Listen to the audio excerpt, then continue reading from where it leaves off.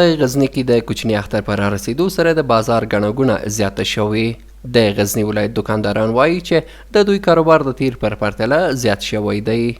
دوی زیاتوي چې د شپې تر ناوخته پورې یې دوکانونه پرانیستي او مشتریان د توکو د پلورلو لپاره راځي.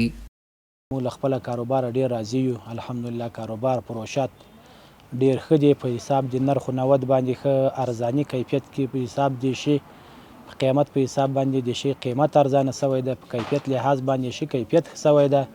د پروشاتو په نسبت باندې د موږ پروشات الحمدلله ډېر ښه سوي دي. نو نسبت مخکې وخت ته د موږ پروشات ډېر ښه دي. موږ الحمدلله راضي یو. قراري د خیر خیرات د امن فضا ده او موږ تر 2 بجو 1:30 بجې د شپې دکان خلاصي او دکانداري کوو. ګراکان راځي، مشتریان الحمدلله، خلک هم خوشحاله دي او موږ هم خوشحاله یو. انشاءالله کاروبارونه هم ښه برابر دي، سم دي. بلخوا هغه خلک چې له ولسوالیو څخه د اختریزو توکو د پیرلو لپاره ښار ته راغلي د بشپړ امنیت خبره کوي او زیاتوي چې د شپې په ارامه توګه کولی شي خپل خرید وکړي او بیرته خپلو کورونو ته ستانه شي. 6 بجې غزني ته راورسېدو، د لې سودا کوو، 10:30 بجې ځو بیرته قره باغ. ماشاءالله امنیت تامین ده، مشکل نشته. الحمدلله اوس بیخي هر څه برابر دی.